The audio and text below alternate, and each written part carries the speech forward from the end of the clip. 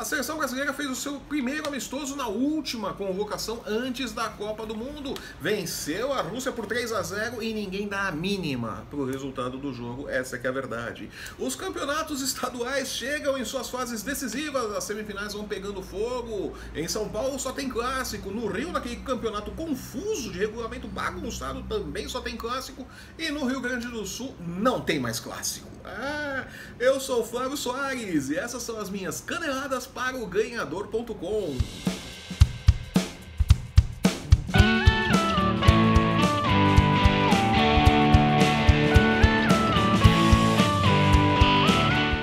A seleção brasileira venceu a Rússia por 3-0 no amistoso nessa sexta-feira e a verdade é que ninguém se importa. O teste não serviu para absolutamente nada em termos práticos para a seleção brasileira. Era o jogo que a seleção poderia perder e que o técnico Tite poderia usar para testar opções de formação na seleção, mas ele limitou a poucos testes, né? Mais com o Felipe Coutinho para ser uma opção ao Renato Augusto, né? Renato Augusto que está acabando com a carreira dele lá na China, o futebol chinês está destruindo o bom futebol de Renato Augusto e muito provavelmente ele vai perder essa vaga de titular na seleção brasileira e o meio-campo da seleção brasileira vai perder muito sem Renato Augusto. A verdade é que dos selecionados de Tite, Renato não tem um substituto à altura. Erro de Tite, que deixou o Arthur do Grêmio de fora mais uma vez da convocação. Arthur, dos jogadores brasileiros que podem ser convocados para a seleção brasileira, seria o mais próximo que Tite teria de um reserva para Renato Augusto e até mesmo um titular diante da fase decadente que Renato Augusto está neste momento no futebol chinês. Tite não chamou o Arthur dificilmente vai para a seleção brasileira, dificilmente vai disputar a Copa do Mundo e vamos ter ali um problema de formação se Renato Augusto não estiver bem tecnicamente. Felipe Coutinho é inegavelmente um jogador talentoso, mas não faz a mesma função de Renato Augusto. Muda o jeito do Brasil jogar e mudar o jeito de jogar durante uma Copa do Mundo vai ser complicado, sem tempo para treinar. É receita para desgraça, né? Assim como é uma receita para desgraça não termos um reserva e nem um titular confiável para a lateral direita. Daniel Alves não passa por um bom momento. Teve um erro de julgamento muito grande ao optar em ir para o Paris Saint-Germain e não para o Manchester para ser ali treinado pelo Guardiola, né? O grande Guardiola que trabalhou com ele no Barcelona. Daniel Alves preferiu fazer parte da entourage de Neymar no Paris Saint-Germain, foi lá comer croissants em Paris, né? E entrou numa fase decadente também. Nunca foi muito confiável como defensor, mas sempre foi um avião no ataque. Já não é mais um avião no ataque. Tem experiência, mas não sei se essa experiência vai ser o suficiente para dar conta de mais uma Copa do Mundo. Evidentemente, a última Copa do Mundo da carreira de Daniel Alves, né? E o que o preocupa mais é o fato de que a seleção brasileira não tem um reserva à altura. Fagner não é reserva para Daniel Alves. Fagner não deveria nem estar na seleção brasileira. É um bom lateral direito, mas não tem juízo, tecnicamente faz bobagem, tem feito muita besteira nos últimos tempos, não é um reserva confiável. E Tite não chamou mais uma vez Danilo, que seria uma opção interessante. Se queria fazer testes nesses dois amistosos, contra a Rússia e contra a Alemanha, seria mais negócio levar Fagner e Danilo e não Daniel Alves. Coloca um de titular num jogo, o outro de titular no outro jogo. Porque a verdade é que são amistosos. Ganhar ou perder não importa. O brasileiro gosta da vitória. Vamos ganhar, joia! Mas amistoso não vale porcaria nenhuma, é para fazer teste. É quando ele tem tempo para treinar o time, para fazer opções. Está desperdiçando esse tempo. Como desperdiçou também levando o Rodrigo Caio e o William José, que deveriam ser experiências, testes na zaga. E Rodrigo Caio não foi para o banco no jogo contra a Rússia. A Federação Russa, a seleção russa, não deixou o Tite levar todo mundo que ele convocou, então ele teve que cortar 2 no banco de reservas. Rodrigo Caio foi um dos escolhidos, né? Vai desfalcar o São Paulo nas semifinais do Campeonato Paulista e não jogou pela seleção na sexta-feira, né? O William José é outro que foi para o banco, mas não foi testado. Quer dizer, levou os dois, foi contestado por levar os dois e não testou nenhum dos dois. Colocou para jogar Miranda, que todo mundo sabe que vai ser titular, e Thiago Silva, que todo mundo sabe que é o primeiro reserva da seleção brasileira, né? Marquinhos ficou no banco, tal. Depois o Tite colocou ali o Pedro Jeromel do Grêmio, que é uma opção muito melhor do que Rodrigo Caio. Mas, se tirou o Rodrigo Caio das semifinais do Campeonato Paulista, desfalcou o São Paulo, põe o rapaz para jogar. Vai fazer teste o quê? Contra a Alemanha na terça-feira? Aí é pedir para ter um um grande problema. No mais, o que nós vimos ali foi o Douglas Costa tentando fazer a função de Neymar. Não é o Neymar, evidentemente, não vai substituir o Neymar, mas é uma boa opção. Não é um jogador de grandes brilhos, de grandes sacadas, mas é um cara que pode resolver ali no ataque e pode, inclusive, jogar ao lado do Neymar numa necessidade. De repente o Brasil está perdendo um jogo complicado ali, precisa vencer de todo jeito, coloca o Douglas Costa, reforça o ataque do Brasil. Não é Neymar. Se for entrar no lugar do Neymar para substituir, caso o Neymar faça uma das suas famosas bobagens, né? Neymar adora tomar um cartão vermelho, né? Douglas Costa é uma opção. Não muda de novo o jeito do Brasil jogar, mas é uma boa opção. Foi o que deu para se observar desse jogo com a Rússia, né? Desse amistoso, dessa vitória por 3-0 que não valeu absolutamente nada, né? Tá na hora do Tite largar as titices dele, né? A seleção brasileira não é o Corinthians, professor, né? Falando em seleção, a Alemanha e a Espanha fizeram um jogo que valeu a pena ser visto na sexta-feira, um empate em 1-1, mas mostrou que o sarrafo que nivela as duas seleções europeias tá lá em cima, né? Quem colocava a Espanha como carta fora do baralho na disputa desta Copa do Mundo pode rever o seu pensamento. A Espanha vem forte, a Espanha se renovou, trocou aquela geração campeã mundial e vem com um time muito forte, pode sim ser uma candidata ao título, né? Fez frente à Alemanha, saiu na frente, mas cedeu o empate diante do foco da seleção alemã. A Alemanha, você pode colocar eles na roda, você pode fazer isso de bobinho, fazer o que quiser com os alemães, eles não perdem o foco e vão martelar até conseguir o objetivo, né? Podem não conseguir, podem perder, mas eles vão martelar até o apito final. Martelaram a defesa da Espanha, conseguiram um empate e mostraram que as duas seleções vêm para brigar forte. A Alemanha, todo mundo sabia que vinha como favorita à Copa do Mundo, né? A Espanha colocavam meio que como carta fora do baralho, não é mais. É uma das candidatas ao título, sim, talvez até mais do que Portugal, né?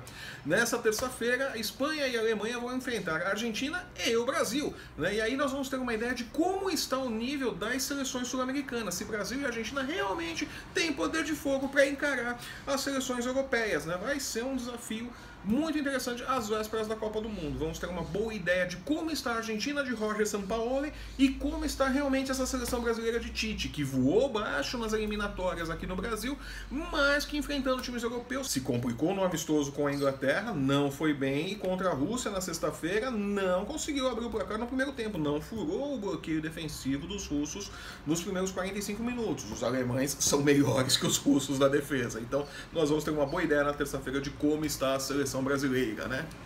Voltando da Europa aqui para o Brasil, estamos chegando ali às semifinais, às fases decisivas dos campeonatos estaduais, e no Rio Grande do Sul não tem mais clássico, né? Acabou, o Grêmio eliminou o Inter, né? Do chiliquento do Alessandro. O Alessandro gosta de dar um chilique lá no Sul, né?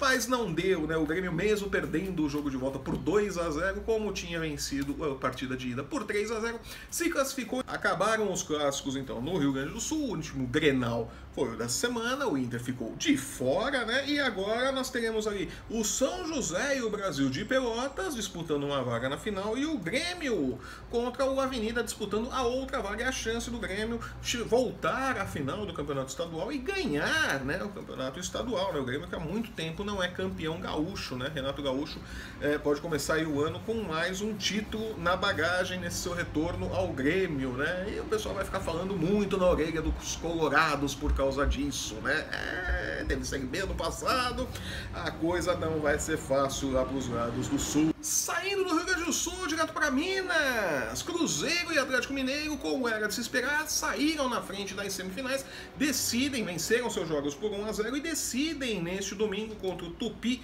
e o América Mineiro as vagas na final do Campeonato Mineiro, né? O Cruzeiro venceu por 1-0 o Tupi e o Galo venceu o América também por 1-0. Saem ali em vantagem e podem repetir a final do ano passado, que deu Atlético Mineiro, né? O Atlético que era dirigido pelo Roger Machado, né? Roger Machado que está no Palmeiras, o Palmeiras que é semifinalista do Campeonato Paulista, vai pegar o Santos neste sábado no estádio do Pacaembu, né? O Palmeiras que está sobrando no Campeonato Paulista, sobrou o campeonato todo, né?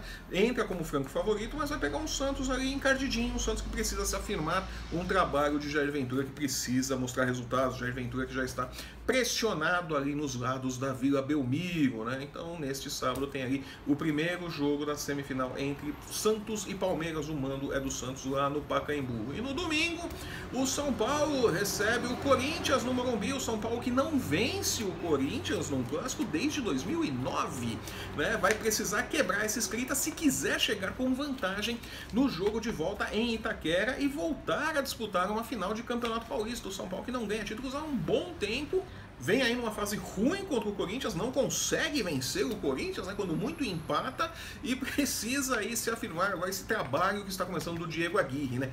Difícil, muito complicado. O Corinthians está melhorando o seu desempenho, entra como favorito no jogo deste domingo, né? Mas clássico é clássico, como já dizia o sábio, né? Clássico é clássico e vice-versa, tudo pode acontecer no Itaquerão. Vamos ficar de olho.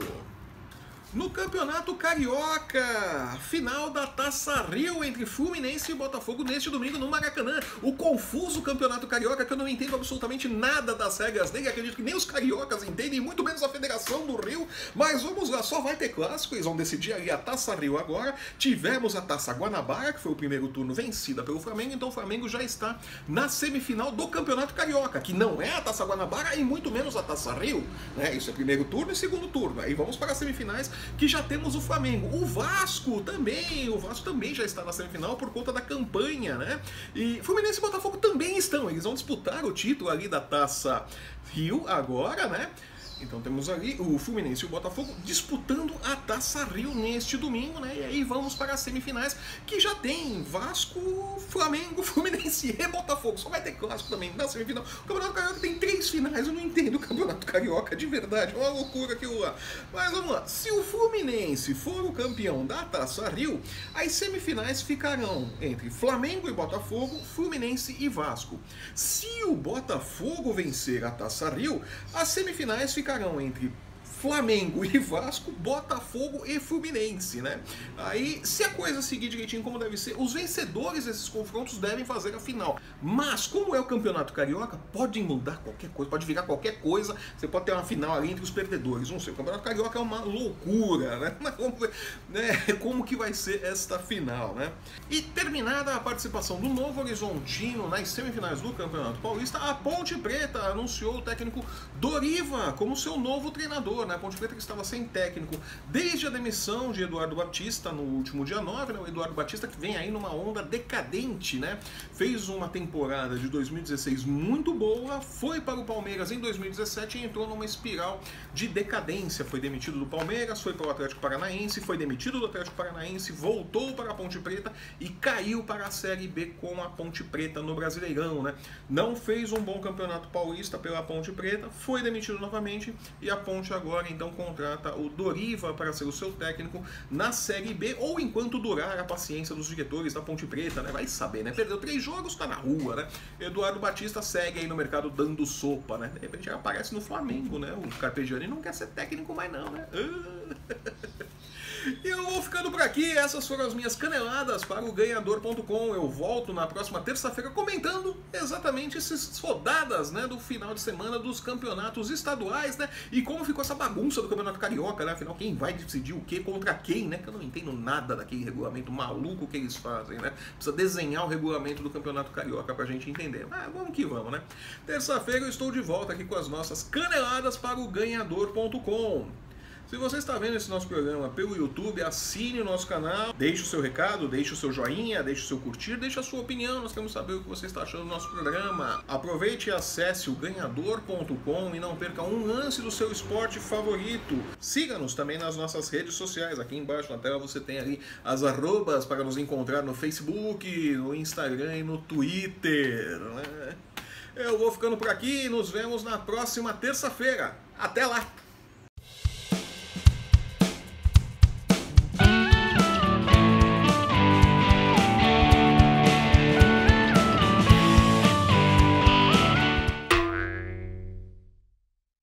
E a rua sempre muito silenciosa durante a gravação. É uma beleza.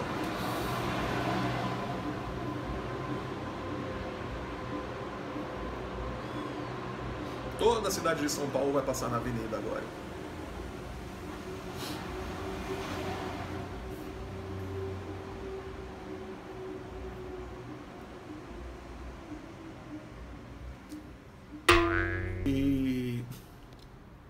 Estamos desconcentrando porque tem uma criança passando aqui na minha frente.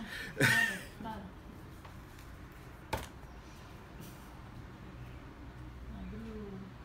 Abre o coisa.